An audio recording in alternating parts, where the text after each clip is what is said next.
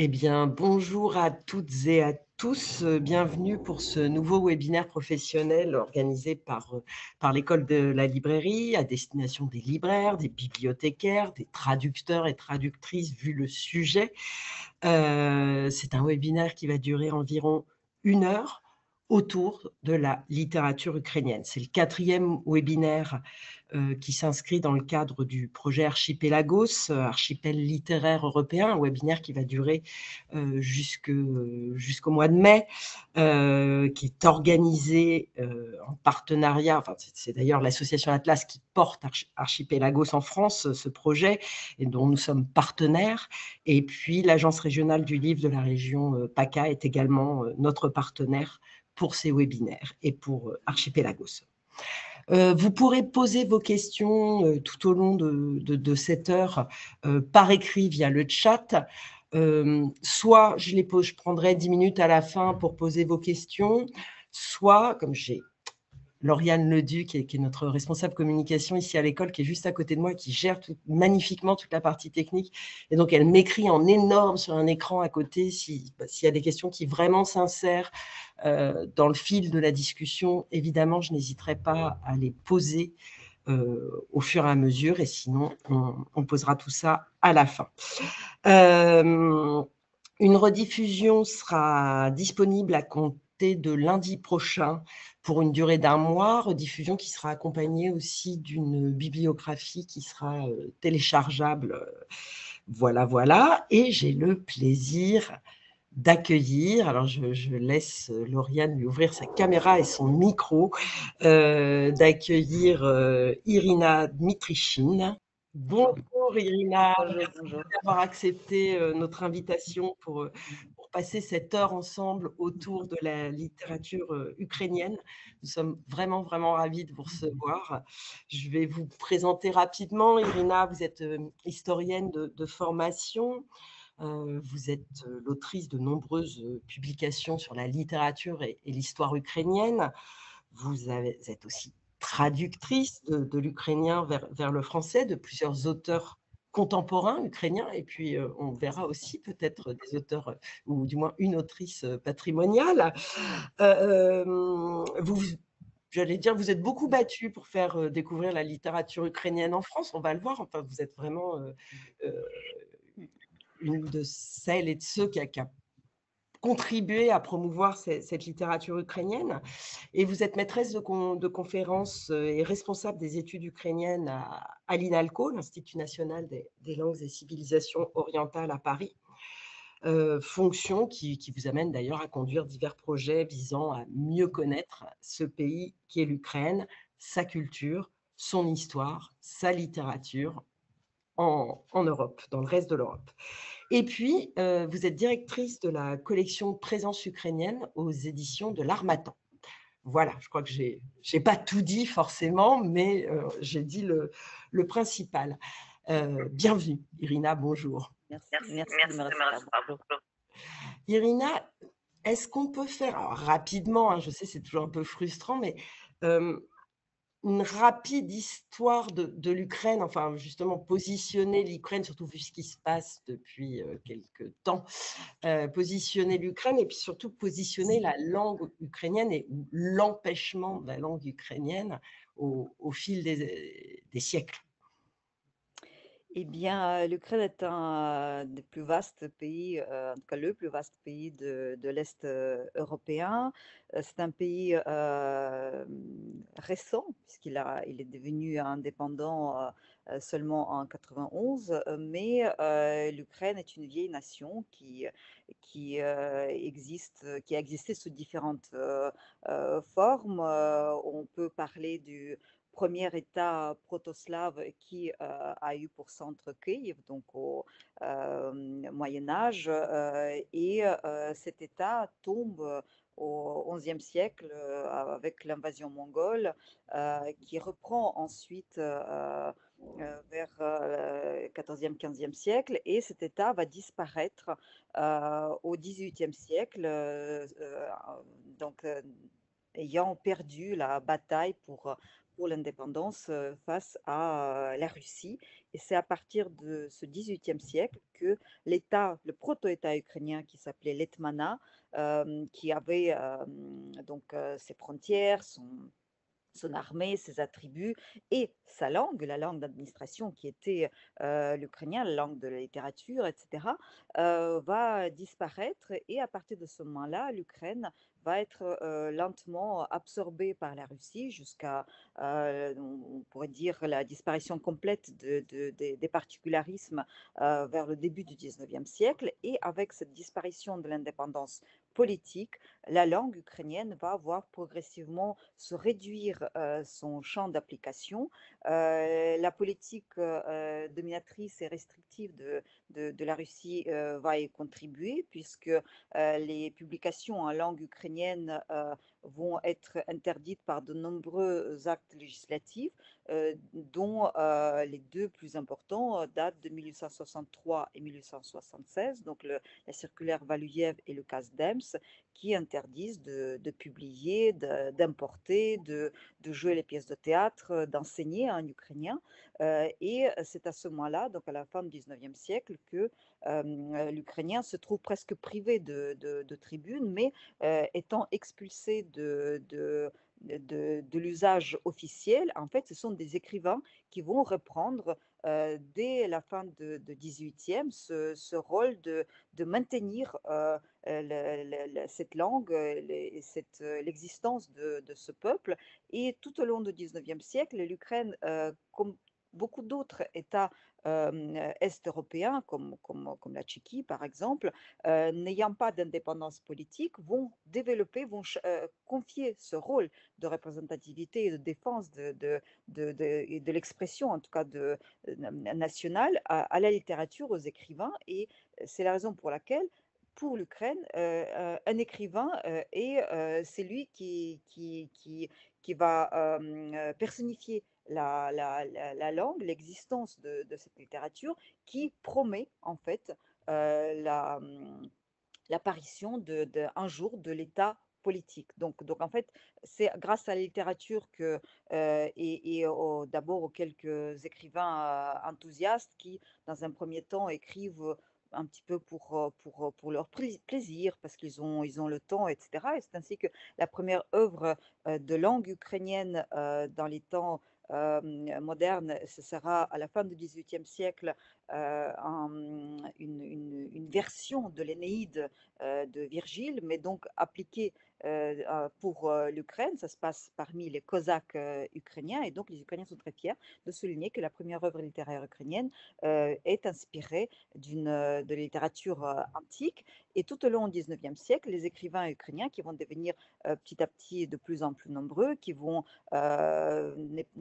pas vraiment pouvoir vivre de leur plume, mais qui vont écrire contre toutes les interdictions, ayant donc cette conviction, cette certitude qu'il s'agit de leur devoir d'écrire en ukrainien. Et peut-être l'exemple le plus emblématique, c'est le poète ukrainien Taras Shevchenko, qui est à la fois, qui a d'abord joué un rôle important dans le cheminement de la langue ukrainienne, puisqu'il a fait la jonction entre la langue littéraire et la langue parlée, et qui donc a montré de toute sa vie, de l'exemple de sa vie et de son œuvre, l'histoire de l'Ukraine.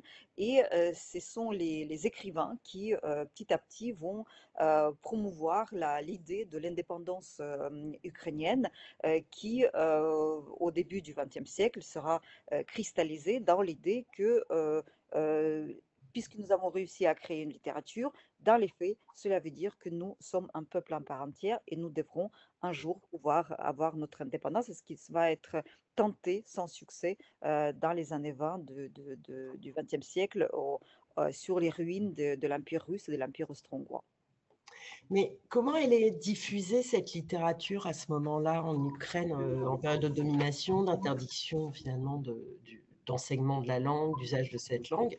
C'est quand même publié, diffusé sous le manteau? Comment ça se passe? Alors, la chance de l'Ukraine était, de la langue ukrainienne, était qu'elle était divisée. Il y avait deux empires, dont l'empire russe qui avait, on va dire, globalement les trois quarts de l'Ukraine actuelle, et un dernier quart faisait partie de l'empire austro-hongrois. Et les processus qui avaient lieu dans l'empire austro-hongrois, qui était plus libéral, plus respectueuse de ces minorités, surtout à partir du 148, après le printemps des peuples.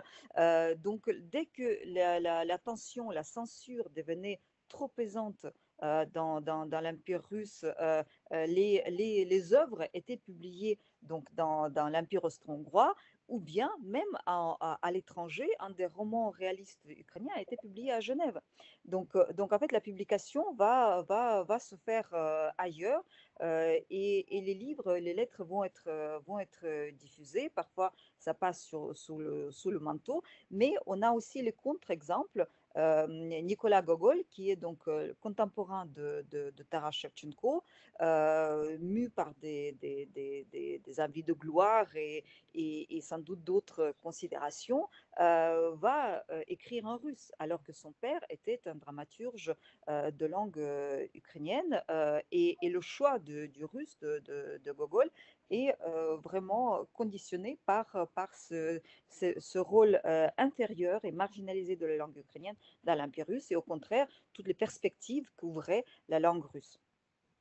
Vous avez d'ailleurs dirigé un livre qui s'appelle L'Ukraine vue par les écrivains ukrainiens de la fin du 19e à la première moitié du 20e siècle en édition bilingue. J'imagine qu'on retrouve publié à l'Harmattan, qu'on retrouve beaucoup plus développé ce que je vous ai fait un peu raconter là, mais donc que je recommande évidemment à ceux qui nous écoutent.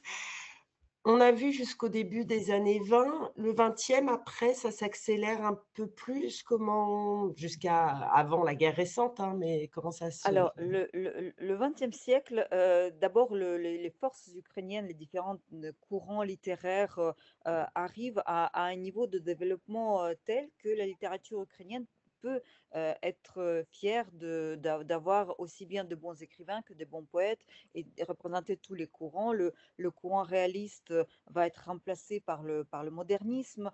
Donc la littérature ukrainienne est vraiment marche au même au même rythme que la littérature européenne. Et c'est je parlais de la tentative infructueuse donc en 17 qui se terminait en 1920 lorsque l'Ukraine est devenue une des républiques soviétiques. C'est pendant ces années de lutte et puis toutes ces années précédentes ont poussé l'Union soviétique à reconnaître à l'Ukraine le droit d'avoir sa propre république. Et dans les années 20, pendant 10 ans, l'Ukraine va connaître un développement exponentiel de sa littérature, de sa langue, de sa culture, théâtre, etc. Parce que l'Union soviétique, Staline et Lénine, encore à l'époque, veulent prendre le contre-pied de la politique russificatrice tsariste et dans l'intention de faire mieux adhérer aux républiques, enfin, les républiques nationales à l'idée donc du projet bolchevique, va ouvrir les possibilités, donc va autoriser le développement national. Et donc en Ukraine, donc cela s'appelait l'ukrainisation. Et d'ailleurs en Ukraine, ça n'a pas concerné que l'Ukraine, mais aussi la minorité juive, la minorité grecque, la minorité polonaise, etc., allemande. Et pendant 10 ans, la langue ukrainienne l'administration est en ukrainien, les membres du parti doivent parler ukrainien, la presse est en ukrainien, la scolarité est en ukrainien, la scolarité donc aussi bien, enfin, à tous les niveaux, aussi bien l'école secondaire que les universités. Il y a la commission de dictionnaire qui pour la première fois, essaye de codifier la langue, de créer vraiment la norme de la langue ukrainienne. Tout cela prend fin en 1933, au même moment où est déclenchée la grande famine Holodomor qui a emporté des millions de vies des paysans ukrainiens et qui est considéré comme génocide. Et au même moment, Staline comprend que loin de concilier les Ukrainiens avec le pouvoir bolchevique, peut-être le fait de leur laisser développer leur langue et leur culture, au contraire, faisait naître les tendances autonomistes. Et bien évidemment, ils ne pouvaient pas supporter que les écrivains de l'époque ne voulaient plus avoir le filtre russe et voulaient pouvoir communiquer avec l'Europe directement. Et ça, c'était impardonnable. Donc, toute cette effervescence et toute cette florescence qui a lieu va être décimée. Et c'est pour ça que cette période porte dans l'histoire ukrainienne le nom de Renaissance fusillée, parce que certes, il y a eu la Renaissance, mais ensuite, elle a été toute décimée, mutilée pour les rares survivants qui ont été mis au pas. Et il a fallu attendre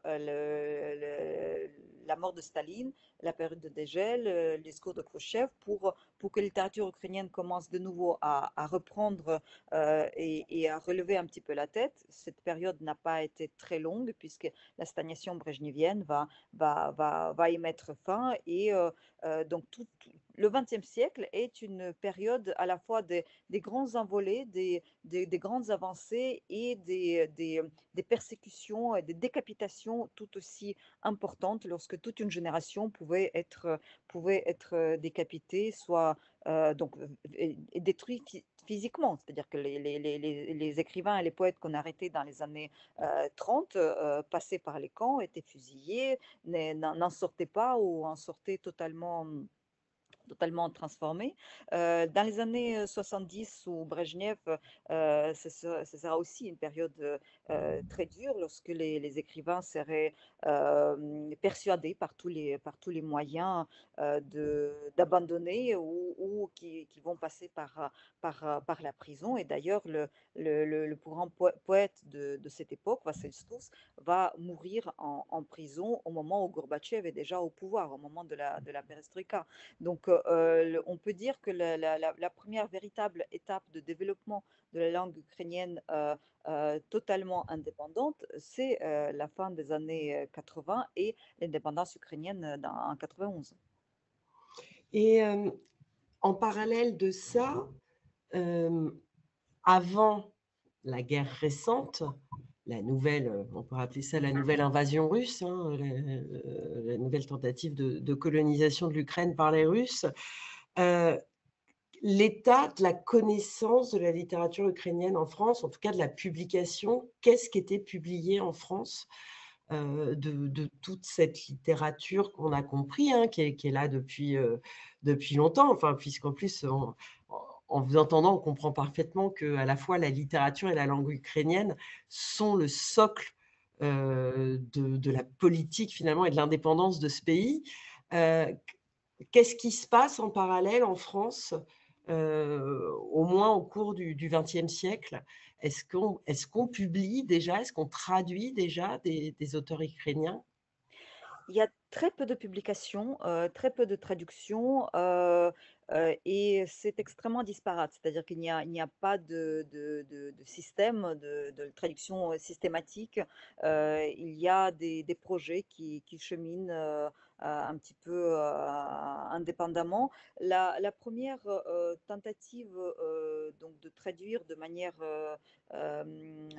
systématique, ce sera fait par l'Ukraine soviétique et ce seront les projets qui auront le soutien, en tout cas les projets approuvés par le pouvoir soviétique. Et on peut citer ici la collection donc, dirigée par Aragon de chez Gallimard qui a publié les classiques ukrainiens. Mais Gallimard a aussi publié dans la collection du monde entier le roman de la diaspora, le roman sur la famine donc, de Vassil Barca, Le Prince jaune.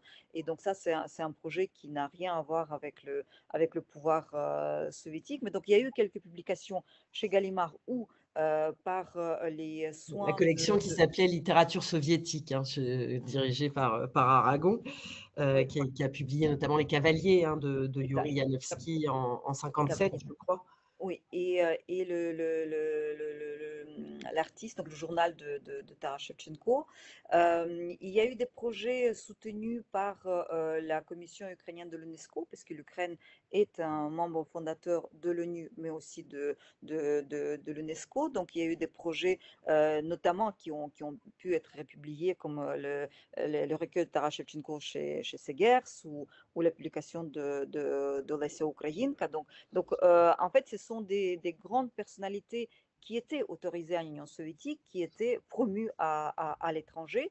En revanche, ce qui était donc les auteurs publiés en diaspora, les auteurs qui ont dû quitter l'Ukraine soviétique, comme Vassil Barka ou bien Baghriani, sont publiés donc leurs œuvres anti-staliniennes et anti-soviétiques sont aussi publiées dans les petits, chez les petits éditeurs, comme par exemple Jardin de Gethsemane, que je recommande beaucoup pour comprendre la période stalinienne. Ensuite, il y a eu à Paris, il y a eu une imprimerie ukrainienne qui abritait à la fois le journal ukrainien, puisque la diaspora était suffisamment organisée et suffisamment importante.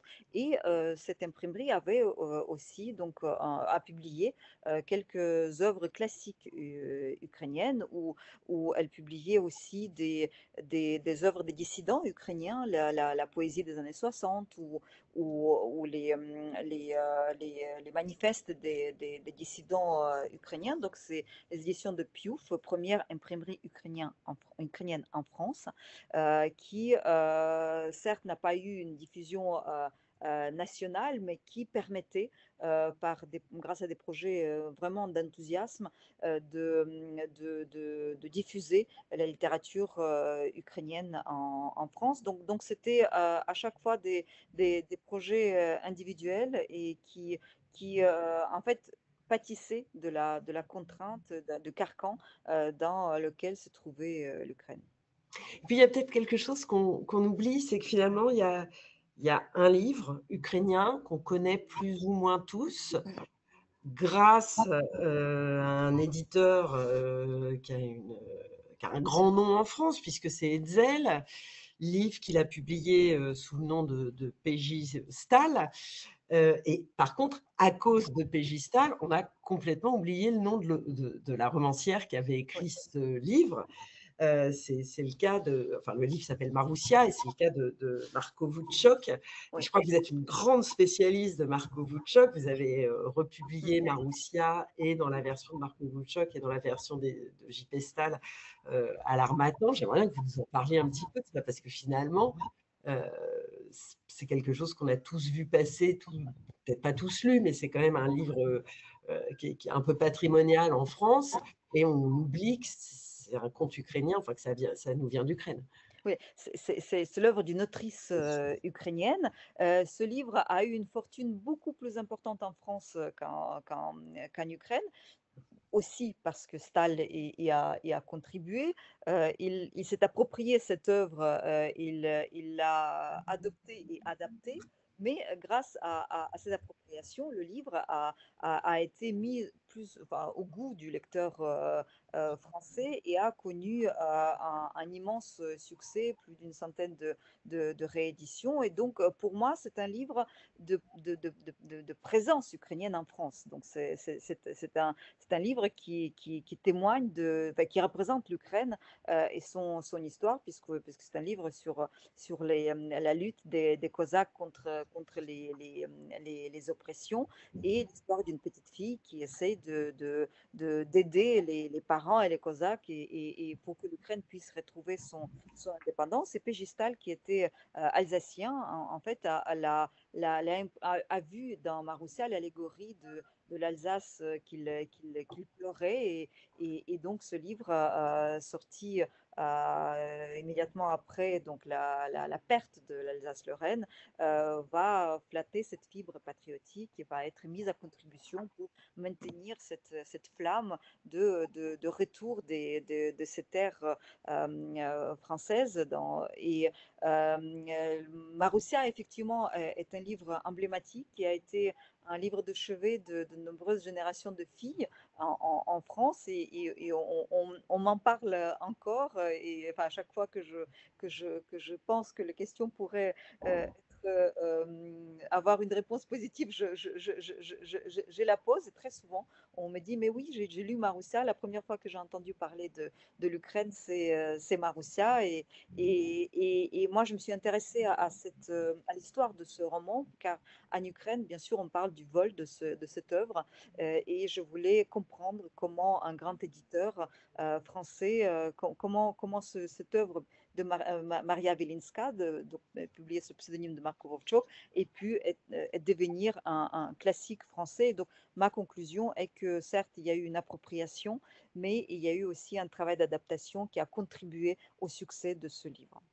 Je crois que d'ailleurs, vous collectionnez Oui, toutes tout. les parutions. Il y en a eu en Bibliothèque Rose et tout. Dès qu'il y a une nouvelle couverture, Non, non, vous bah, d'ailleurs, la suivez. brocante de ces 2 semaines, donc c'est un des, enfin, ça c'est la collection la plus répandue, en fait, c'est la collection, la bibliothèque verte, mais effectivement, moi j'en ai 65 à peu près différentes, j'espère retrouver enfin, tout ce qui a été publié, mais effectivement, il y a une dizaine de maisons d'édition, sans parler bien sûr de l'original qui était édité chez Hetzel. Et Hetzel est l'éditeur de Jules Verne et tout le monde connaît ces beaux cartonnages rouges des voyages extraordinaires de Jules Verne. Et bien, dans cette série, avec ce beau cartonnage rouge, a été publié Maroussia pour la première fois en France. Et donc là, tout le monde vient de. C'est l'illumination. Tout le monde vient de se rendre compte qu'on a baigné dans de la littérature ukrainienne, revue par Hetzel, certes, mais depuis, pour toute une génération, depuis notre tendre enfance. On a vu à peu près le XXe siècle, l'indépendance, donc plein d'auteurs contemporains. Et puis, ce qui se passe pour la littérature ukrainienne depuis la guerre, la déclaration de guerre de la Russie à l'Ukraine. Évidemment, là, il y a eu.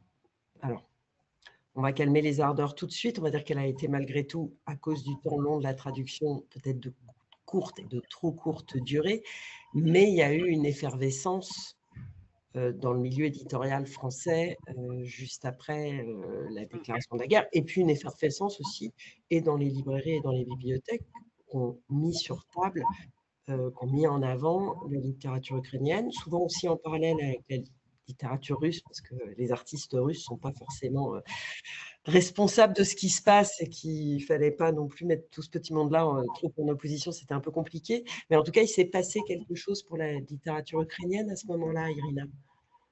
Oui, lorsque la guerre déferle sur nos écrans et lorsque l'Ukraine est envahie, lorsque cette guerre vraiment, vous sonnez en 2022, on a quand même vécu au quotidien dans les journaux télévisés, etc. En France, on se pose la question sur ce pays, pourquoi il résiste et un des moyens de comprendre cette résistance était la littérature.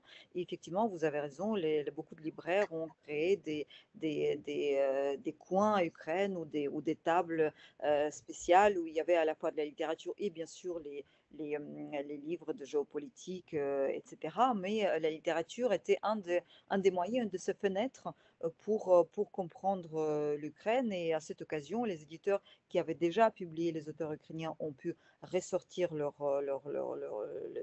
restes de tirages, republier. C'est ainsi que de nombreux projets de l'époque soviétique ont été republiés. C'est ainsi que les auteurs qui peut-être n'ont pas connu une très grande diffusion au moment de la publication dans les années 2000 ont été republiés. Et puis vient la vague de nouvelles publications lorsque les éditeurs, en regardant leur catalogue, se demandent pourquoi il n'y a pas ou il y a si peu d'auteurs ukrainiens dans l'éventail de ce qu'ils proposent. Et c'est ainsi que l'intérêt pour la littérature ukrainienne s'est manifesté. Il y a eu aussi toute la chaîne en fait fait, qui s'est mobilisé. Il y a eu des projets comme celui du stock, enfin, de stock enfin, rendre hommage à l'Ukraine et donc faire un panorama de littérature ukrainienne contemporaine. Il y a eu des projets des livres courts comme chez Bayard donc la collection de témoignages qui a publié deux auteurs, Artem Chapay et Sofia Androkovitch. Il y a eu des publications de la poésie, puisque la poésie, c'est quelque chose qui correspond à la publication littéraire en Ukraine aujourd'hui. Il y a énormément de poésie et la poésie est l'apanage aussi bien des auteurs confirmés que des militaires, que des gens qui se lancent dans la littérature parce que c'est un mouvement immédiat de l'âme, parce que c'est un moyen d'expulser les émotions. Et donc la poésie ukrainienne aussi bénéficie de ce médium de diffusion qui est Internet. Donc c'est quelque chose qui se diffuse rapidement et qui n'a pas le même temps d'écriture qu'un roman. Et donc en France, on a vu plusieurs projets poétiques voir le jour et je pense qu'il y en a d'autres en préparation. Et tout cela a modifié en quelque sorte la représentativité de l'Ukraine dans le paysage littéraire français. Et si vous voulez, ça correspond aussi à l'explosion de la poésie ou l'explosion littéraire en Ukraine. Et est une façon de remplir en quelque sorte ce vide ou répondre à cette soif de connaître qui s'est manifestée auprès des lecteurs. Oui, en poésie, vous l'avez cité tout à l'heure, il y a la réédition chez Segers en 2022 de Notre âme ne peut pas mourir de Taras Shevchenko. Shevchenko, voilà, comme vous dites, de Taras Shevchenko, traduit par Guy Vic dans les années 60, mais effectivement, les éditions Segers republient en 2022.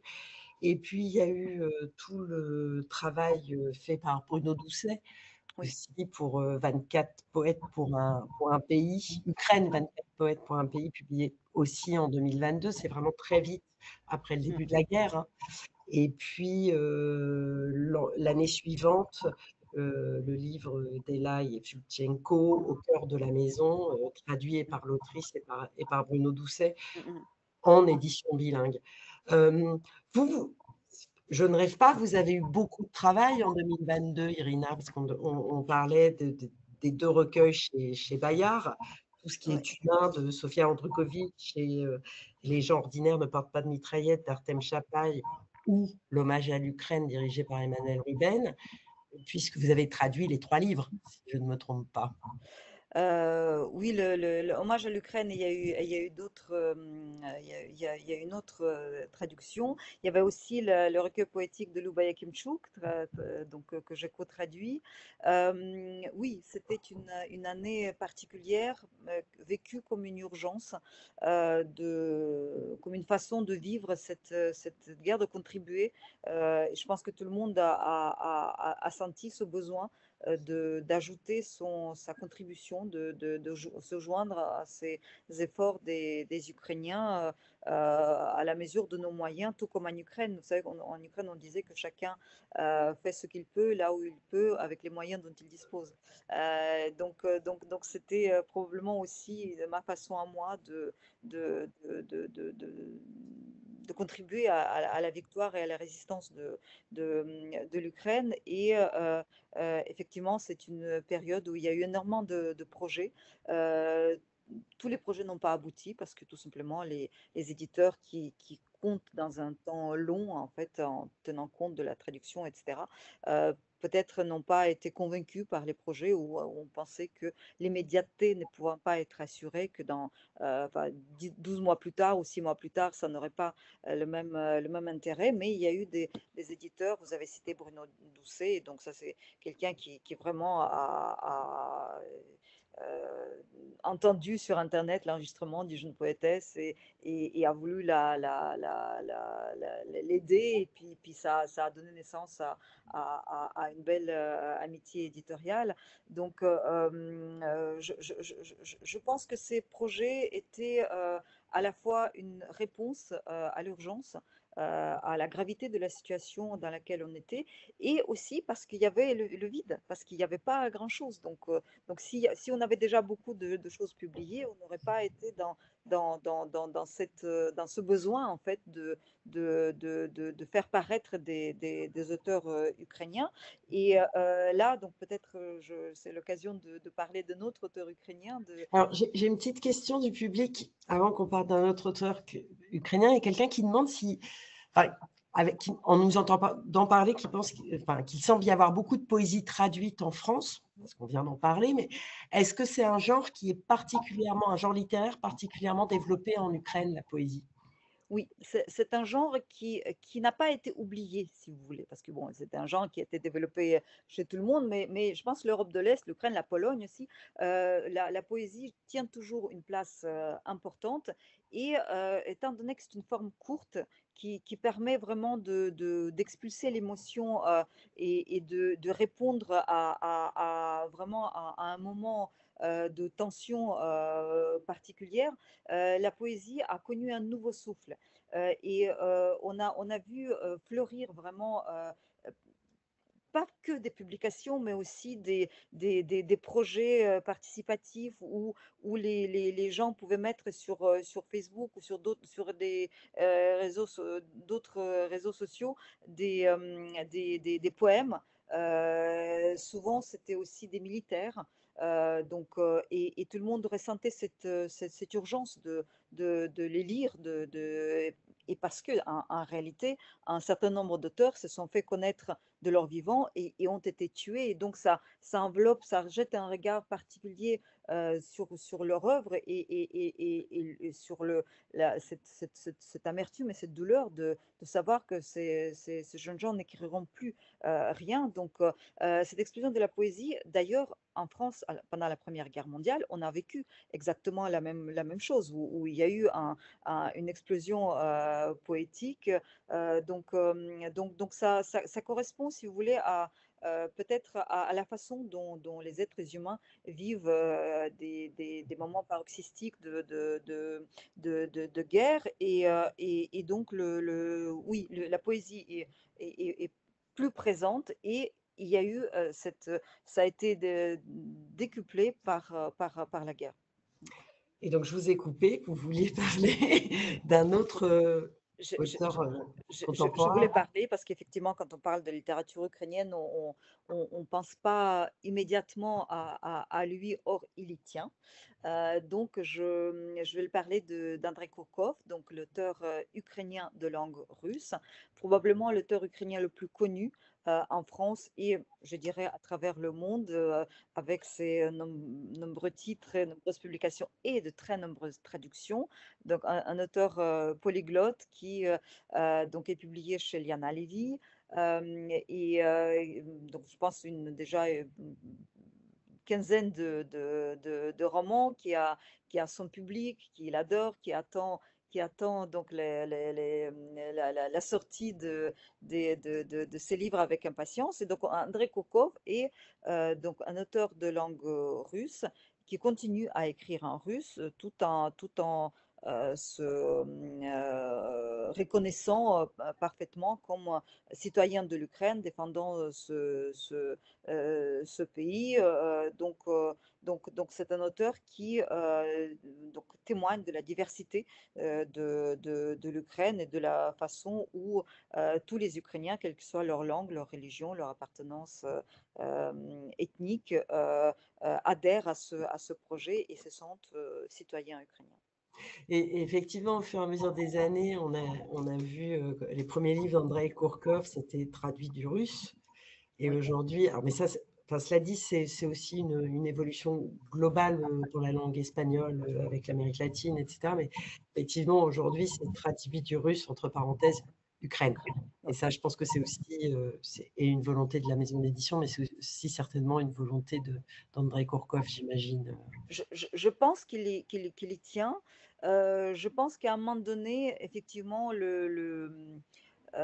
on peut comprendre pour des raisons éditoriales un éditeur qui estime que se référer à une littérature identifiée, connue, c'est quelque chose de porteur, c'est quelque chose qui peut contribuer au succès commercial d'un livre, etc. Et donc, effectivement, dans les premiers titres, quand on regarde les quatrièmes de couverture, auteur de langue russe, donc il n'y a pas d'Ukraine. Mais progressivement, on voit cette mention apparaître et aujourd'hui, enfin depuis le début de la guerre, Kourkov est quand même un persona non grata en Russie. Et quand je parle de la guerre, je parle de la guerre de 14, donc, et puis même du Maïdan, de la révolution de 2004. Donc le Kourkov n'est pas dans ce magma russe et russophone et il ne tient pas à être confondu. Et donc, je pense que ça fait partie l'évolution de la présentation par l'éditeur et reflète sa position à lui.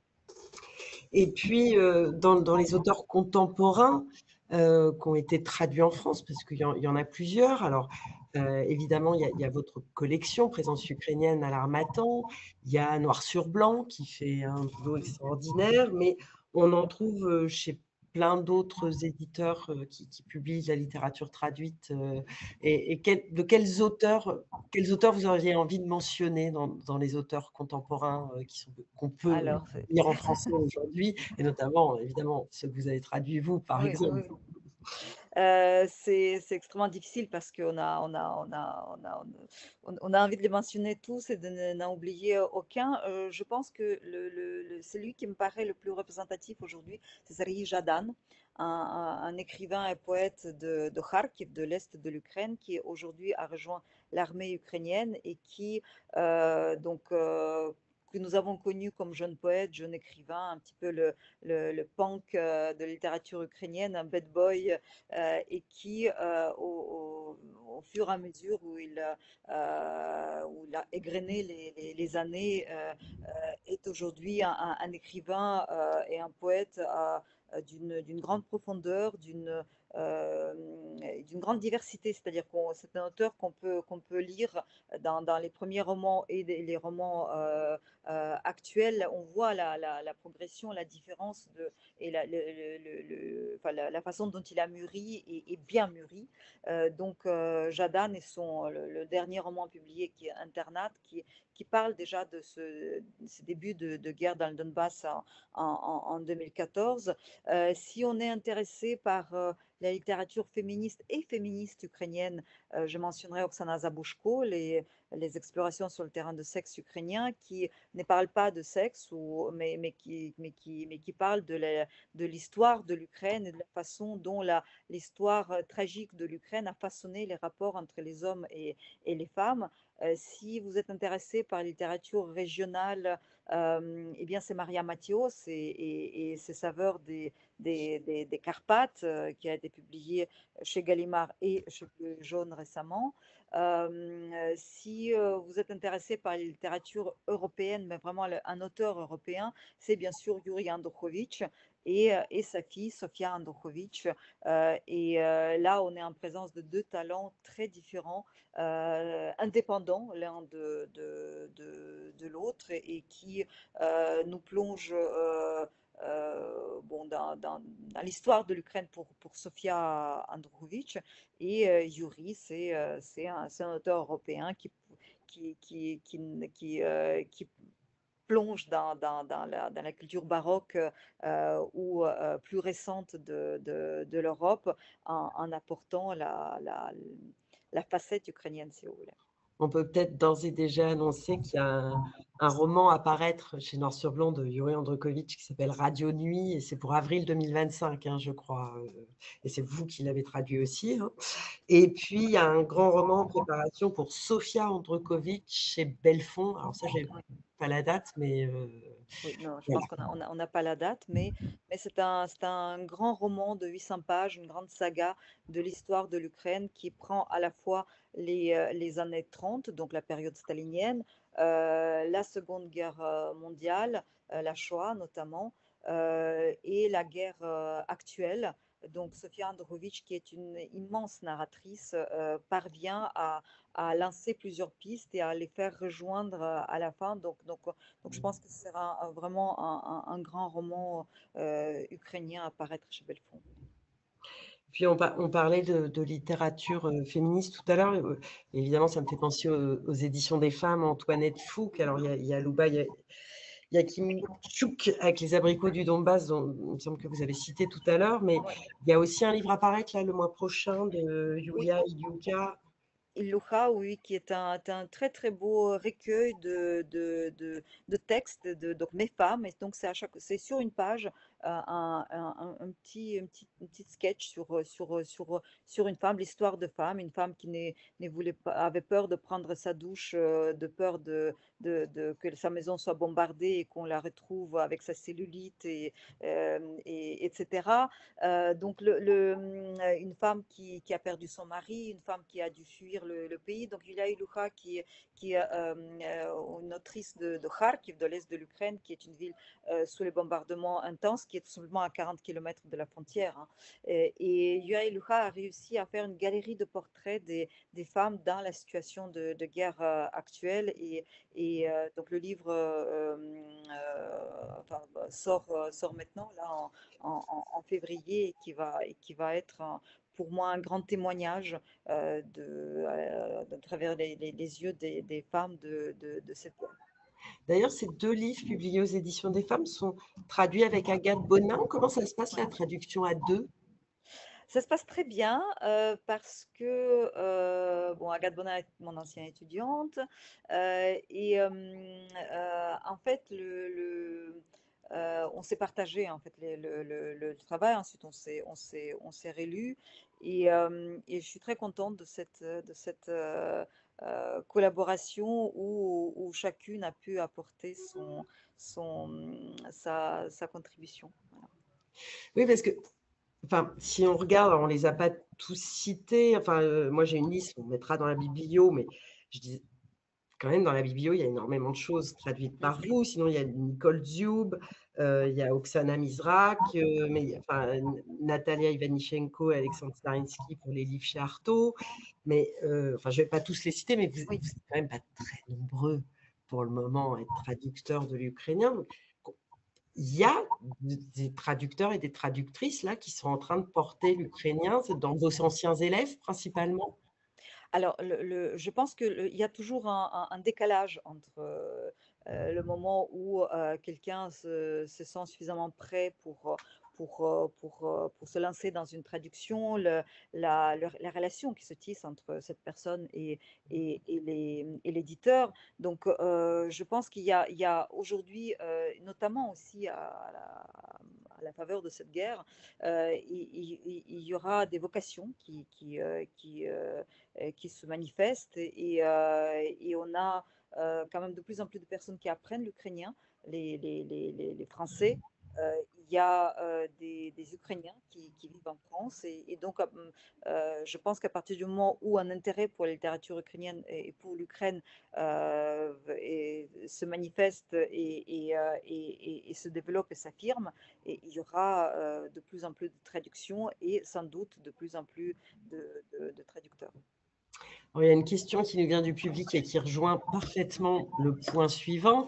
C'est qu'Irina, vous avez énormément porté la littérature ukrainienne en France dans les années 2010.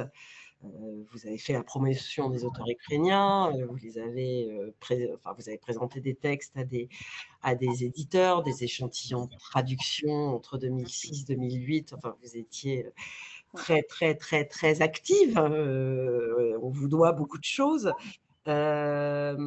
Aujourd'hui, est-ce que ça se passe toujours comme ça ou est-ce que les éditeurs sont d'eux-mêmes plus curieux ou je crois que les choses ont aussi changé, les auteurs ukrainiens sont un peu plus comme les auteurs de partout dans le monde, c'est-à-dire Oui. qu'ils ont des agents et les choses sont peut-être un peu plus simples. Tout à fait. Je pense que tout cela, est vrai. Il y a toujours des personnes qui vont vouloir, promouvoir, donc démarcher en quelque sorte les éditeurs, mais on est aussi dans la situation où les auteurs ukrainiens, ont des agents et ce sont ces agents aujourd'hui qui font le travail auprès des éditeurs français, mais aussi des éditeurs, hollandais, espagnols, tunisiens et cetera. Donc, si vous voulez, on est dans une période faste, puisque d'une part, il y a un intérêt pour la littérature ukrainienne, la constatation du fait qu'il n'y a pas assez d'auteurs ukrainiens qui avaient été traduits, les agents qui ont déjà fait en quelque sorte une présélection. Lorsqu'un auteur est amené par un agent, c'est en quelque sorte déjà gage de sa Sérieux? valeur. Si vous voulez, moi, quand j'essayais de promouvoir un auteur, j'étais une personne intéressée. Donc, on va dire entre très grands guillemets, suspecte. Alors qu'un un agent, c'est quelqu'un ça veut dire qu'il croit en cet auteur et ça veut dire que cet auteur euh, potentiellement peut être intéressant et apporter un titre à succès. Donc, je pense que ce fait est manifeste par exemple par je vois qu'hier j'ai appris la publication d'une autrice ukrainienne que j'ignorais. C'est-à-dire que je vois déjà l'annonce de parution et je suis absolument ravie, mais je suis consciente que cette autrice a été publiée grâce à un agent et traduite de l'anglais. Donc, ça n'a même pas passé par les circuits ukrainiens. D'ailleurs, le premier titre en France, dans le contexte de la guerre, était aussi une traduction de l'allemand. Donc il ne faut pas oublier qu'il y a aussi les rétraductions, ou en tout cas qui ne vont pas directement à partir de l'ukrainien, tout simplement parce que un livre qui est déjà paru dans le monde anglo-saxon ou en Allemagne, l'éditeur peut lire directement dans ces langues et parfois la traduction se fait à partir de ces langues, tout simplement parce qu'il y a plus de traducteurs ou tout simplement le travail est plus rapide. Je rappelle à notre public chéri qu'il reste un peu moins de 10 minutes. Donc, si vous avez des questions, c'est vraiment à vos claviers. Jetez-vous sur le chat. C'est bien que pendant que je dis ça, j'oublie ma question suivante qui était super prête dans ma tête, mais que je vais retrouver. Qu'est-ce qui reste à faire sur la littérature ukrainienne en France, Irina? Il reste énormément de choses à faire. Il y a, je pense, après cet intérêt pour la littérature contemporaine, je pense qu'il est temps de puiser dans la littérature classique ukrainienne, d'inscrire la littérature ukrainienne dans le contexte européen, de montrer qu'au XIXe siècle, on a eu d'excellents auteurs réalistes, qu'on a eu d'excellentes autrices féministes, donc qui ont contribué par leur écriture à la cause des femmes.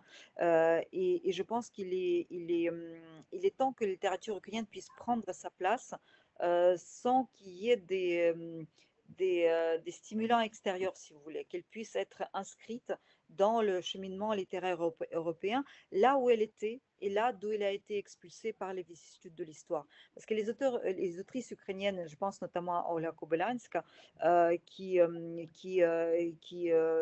était donc de l'Empire austro-hongrois, qui donc était une grande adepte de Nietzsche, qui se faisait publier aussi en allemand. Donc, cette autrice-là devrait être remise dans le contexte européen dont elle faisait partie, dont elle s'est réclamée et dont elle s'inspirait, etc. Et je pense que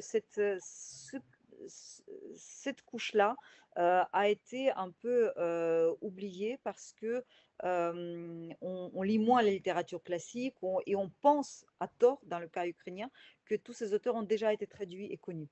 C'est-à-dire qu'on pense, puisqu'on prend le train en marche en quelque sorte, on pense que tout ce qui était avant a déjà été publié, or ce n'est pas le cas. Donc il y a eu certes quelques classiques qui ont été publiés à l'époque soviétique, avec l'autorisation soviétique, mais donc c'était des œuvres sélectionnées, des œuvres qui correspondaient à la doctrine du réalisme socialiste, mais tout ce qui était littérature moderniste, tout ce qui ne s'inscrivait pas dans cette téléologie soviétique en était exclu. Et donc, il est temps d'enlever cette lecture idéologique et de mettre les choses dans leur contexte et de reprendre la littérature ukrainienne telle qu'elle était dans son cheminement chronologique. On a une question très intéressante qui nous vient du public qui dit on a très peu parlé de littérature jeunesse, alors même si Maroussia a été publiée dans des revues par Hetzel, par Stahl, elle a été publiée en bibliothèque verte.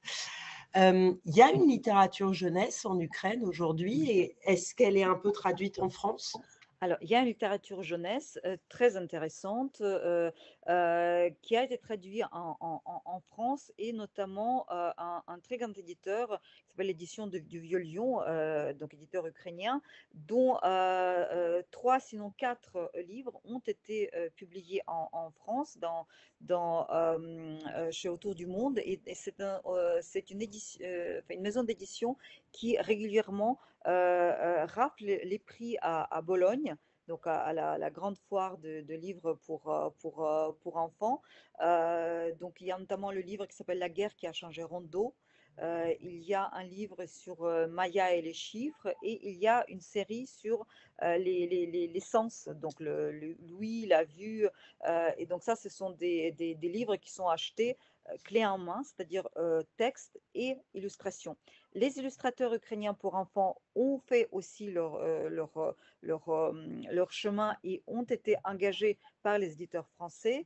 Il y a aussi des éditions en bilingue, et je souhaiterais signaler Alice Édition, donc c'est un éditeur belge, qui a publié un livre sur je veux hiberner comme l'ours et je ne veux pas hiberner comme bison. Et donc c'est le livre tête bêche avec les deux animaux où chacun veut hiberner ou pas hiberner. Et c'est un livre très sympathique. Il y a eu plusieurs publications chez l'Harmattan, mais c'est surtout donc les éditions du Vieux-Lion qui ont été publiées.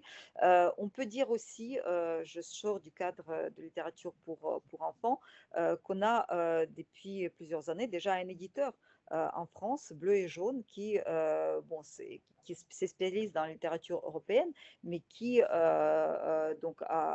consacre une place importante à la littérature ukrainienne. Et là aussi, l'éditrice qui fait le travail de sélection et de promotion de la littérature ukrainienne. Donc en fait, il y a à la fois les personnes comme moi, mais je pense que ça, l'espèce d'artisanat est pratiquement révolu, et on commence à se professionnaliser, et je trouve ça très bien que la littérature ukrainienne soit traitée comme les littératures européennes par ailleurs. Et Bleu et Jaune qui a sorti une nouvelle édition de Kobzar, de Oui, Tchevenchko c'était en en 2022, 2023. effectivement, au moment de la. Non, c'était avant la guerre, mais le livre a eu un nouveau souffle avec la guerre. Et donc, effectivement, Shevchenko aujourd'hui peut être lu en 2 versions, la version Segers et la version bleu et jaune. Et puis qui a sorti aussi l'an dernier, puisqu'on est tout juste en 2025, 2024, c'est l'an dernier, Presque jamais autrement de Maria Mathios. Donc effectivement, Bleu et Jaune à suivre de très près désormais. Ouais. Enfin, c'est une maison qui commence Oui. à être regardée, je pense. C'est une petite maison, mais qui est en train de s'imposer dans le paysage, et c'est une bonne nouvelle. Je crois qu'on a fait à peu près le tour. Il y a un super petit mot pour vous, Irina, venant du public. Merci beaucoup, Irina, pour ce webinaire très intéressant, rempli de ressources précieuses. Et bravo pour votre travail si indispensable d'autrice, traductrice et historienne. Donc, je transmets de droit. Alors, je sais que c'est la question terrible que je m'amuse à vous poser, j'allais dire à chaque fois, c'est mon deuxième webinaire, mais quand même, si vous deviez nous conseiller un livre de littérature ukrainienne traduit en français pour quelqu'un qui ne qui voudraient découvrir, ce serait lequel? Oh là là, un livre, mon Dieu. C'est c'est terrible un livre Ça peut parce être que 2, hein, allez. ouais, ouais. Allez, pour la guerre, donc je dirais Jadane, Internat et je suggérerais vraiment de suivre Sofia Andokovic.